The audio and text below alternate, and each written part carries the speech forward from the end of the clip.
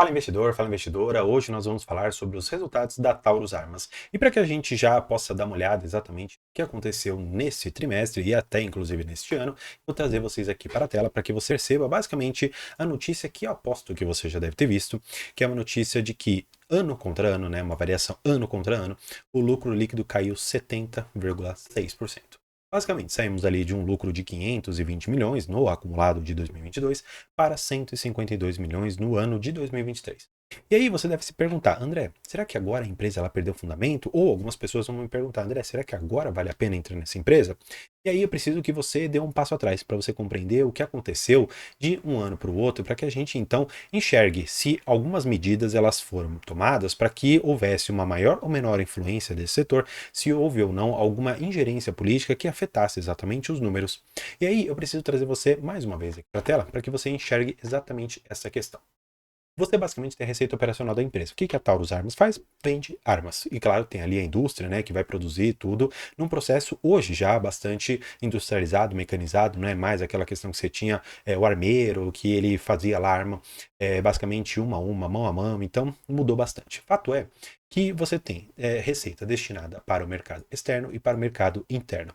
Olhando no 2022, no ano de 2022, você vai poder perceber que no mercado externo nós ficamos com 1 bi e 600 de receita, ao passo que agora em 2023 nós tivemos 1,4 bi. Uma queda aproximadamente aqui de 10%, mas que no geral ainda assim foi uma receita muito boa. Não foi aquilo que basicamente afundou os resultados. Por outro lado, você olha aqui para o mercado interno.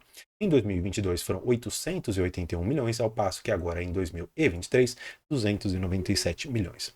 Por que essa diferença entre mercado interno e mercado externo é muito importante? Primeiro, de 2022 para 2023, nós tivemos uma mudança na presidência do Brasil. E exatamente essa mudança fez com que um decreto de armas, que era então do ex-presidente Bolsonaro, caísse por terra. E a facilidade para adquirir as armas foi então retirada com um decreto do atual presidente Lula.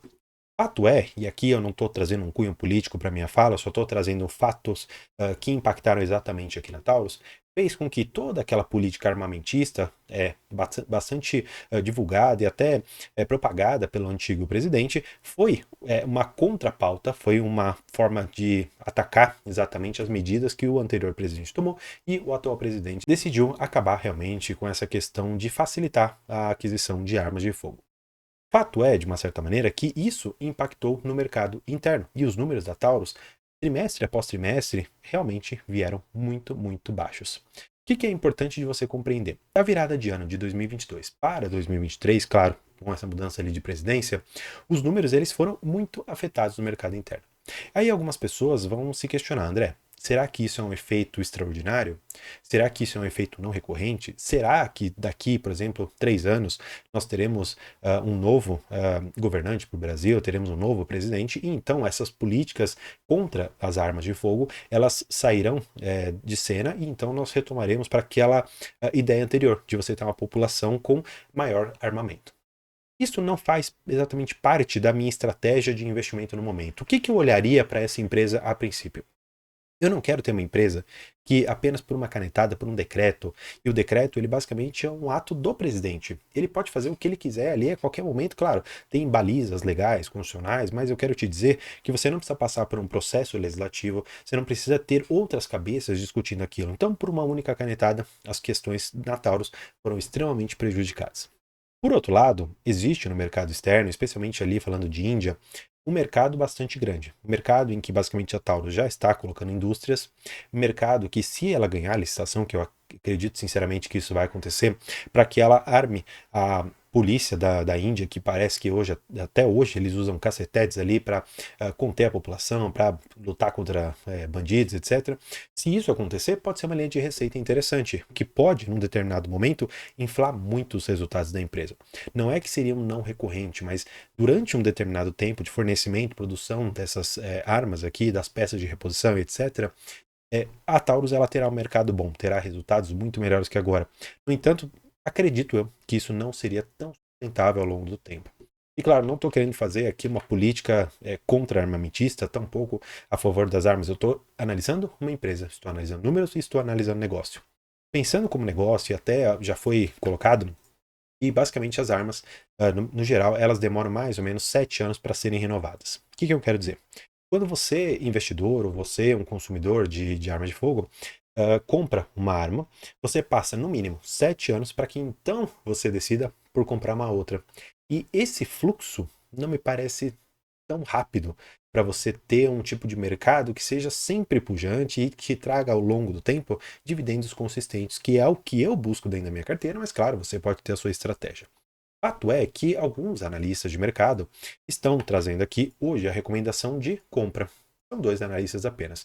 Eu particularmente não creio que eles tenham atualizado os resultados com este último trimestre aqui, tá bom? Com o ano de 2023 por completo. Mas eu particularmente acredito que se você for pegar as cotações que já chegaram aqui basicamente nos seus R$ 27,80 para os atuais R$ 13,45, de fato, muitas pessoas viram seu patrimônio ficar bastante negativo e os dividendos não conseguiram recompor tudo isso. Não porque as pessoas tenham investido mal, não porque é uma tese de investimento ruim, mas um determinado fato advindo deste atual presidente fez com que o decreto do antigo presidente perdesse a sua vigência e exatamente isso fez com que os números da Taurus ficassem muito ruins no mercado interno. Então, olha só o quão importante é você discutir fatos políticos ao invés de discutir um político de estimação que, enfim, tanto faz o qual você tenha.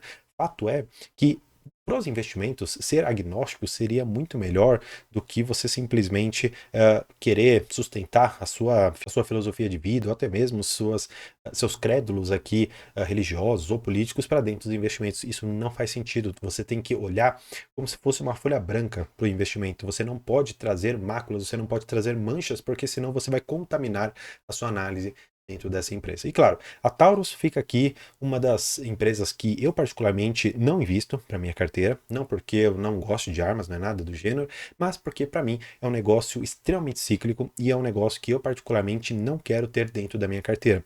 Eu exijo muito mais requisitos para ter uma empresa que seja pagadora de dividendos ou uma empresa de crescimento dentro da minha carteira.